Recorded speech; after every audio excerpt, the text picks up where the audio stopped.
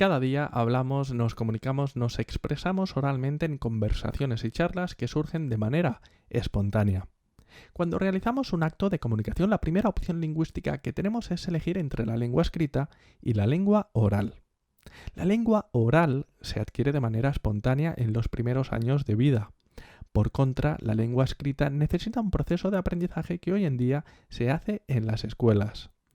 Por ello decimos que la lengua escrita es artificial y la oral es natural. Por sorprendente que parezca, muchas civilizaciones y culturas no usan el código escrito para comunicarse. Sin embargo, la lengua oral se utiliza en todas las sociedades. Sin duda, la lengua escrita amplía las posibilidades y funciones de la lengua oral. Por poner un par de ejemplos, nos permite almacenar el conocimiento y organizar nuestra sociedad de manera burocrática. Ya sabes, leyes, contratos, registros civiles, etc.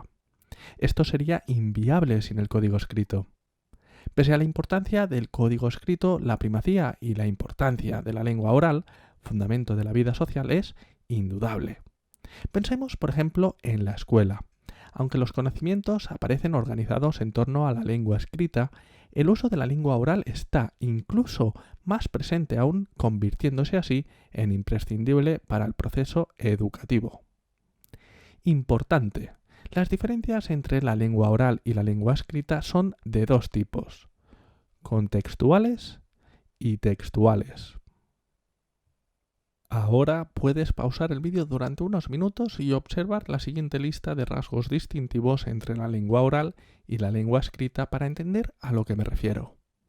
¿Está claro, verdad? Pues sigamos un poquito más porque esto está muy, pero que muy interesante. Ahora sí, entramos de lleno a ver las características de la lengua oral. Lo que viene ahora es fácil de entender porque muchas cosas son de lógica y aplicando el sentido común se entiende a la perfección, pero es importante pensar en ello. Así que, adelante. La lengua oral surge espontáneamente. El receptor ha de comprender el mensaje en el momento mismo de la comunicación. El emisor puede rectificar, pero cuidado, porque no puede borrar lo dicho. La fugacidad de lo oral hace que sea en general más informal que lo escrito. Podemos destacar como características principales del lenguaje oral la espontaneidad, la fugacidad y la informalidad. Pero, ¿qué ocurre cuando nos comunicamos oralmente de forma espontánea? Pues que los interlocutores tienen la posibilidad de escoger el registro o la variedad social o geográfica más adecuada, y que la planificación del texto es flexible, es decir, se admiten digresiones, saltos temáticos, repeticiones, etc. En un discurso espontáneo es frecuente el uso de una sintaxis sencilla. No se respeta el orden lógico de los constituyentes, sujeto, verbo y objeto. Aparecen elementos valorativos y expresivos propios del registro coloquial, interjecciones, afirmaciones contundentes, humor, etc. Y se emplean llamadas del receptor para constatar que comprende el mensaje y no se pierde, es decir, se usan muletillas y sonidos para llenar los vacíos. Por otro lado, según la relación que exista entre emisor y receptor, se usan variados tratamientos y llamadas. Es un hecho que la lengua oral varía según la planificación, es decir, podemos distinguir entre textos orales espontáneos, como la conversación, y textos orales planificados, como la conferencia, la exposición, el debate, la entrevista, el coloquio, etc. Y estos últimos los podemos clasificar en textos singulares, que realiza una sola persona como la conferencia o la exposición, y plurales o dialogados, en los que intervienen dos o más personas como el debate, la entrevista o el coloquio. Sin lugar a dudas, la conversación es probablemente la forma de comunicación oral más común. Pero ¿cómo podemos definir qué es la conversación? Pues una posible definición más que válida es la siguiente. La conversación es un intercambio oral entre dos o más personas que alternan sus intervenciones.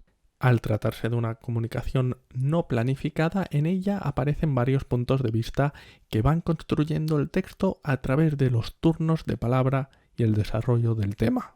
Y para finalizar este vídeo, es evidente que pese a su aparente espontaneidad, la conversación también se rige por normas, muchas veces implícitas, entre las que destacan los principios de cooperación y de cortesía. Obvio, ¿verdad? Pero no está de más ahondar en estos conceptos. Por un lado, el principio de cooperación hace referencia a que, como punto de partida, la conversación exige a los participantes la voluntad de cooperar para entenderse. Y por otro lado, el principio de cortesía hace que los participantes se ajusten a una serie de buenas costumbres, como por ejemplo mostrar interés por el interlocutor, esquivar posibles conflictos o gestionar los turnos de intervención adecuadamente. Existe aún un tercer elemento, las rutinas, que son conocimientos diversos, distintos en cada cultura, que hemos memorizado y que nos permiten planificar y gestionar la conversación. Son rutinas la gestión de los turnos de conversación, como cuando decimos, bueno, ¿no es así? ¿Me comprendes? Etcétera. O cuando iniciamos la conversación con un beso, un apretón de manos, etcétera. Estas últimas rutinas pertenecen a códigos extraverbales. Bueno, familia, esto ha sido todo por hoy. Un tema como este, el de la comunicación oral espontánea, con el que disfruté mucho cuando me lo explicó mi profesora siendo yo alumno y que ahora me encanta trabajarlo en clase con mis alumnos. Por mi parte, animarte a que te suscribas al canal, a que nos dejes un like y a que compartas el vídeo para que todos podamos aprender. Muchas gracias y hasta el próximo tutorial.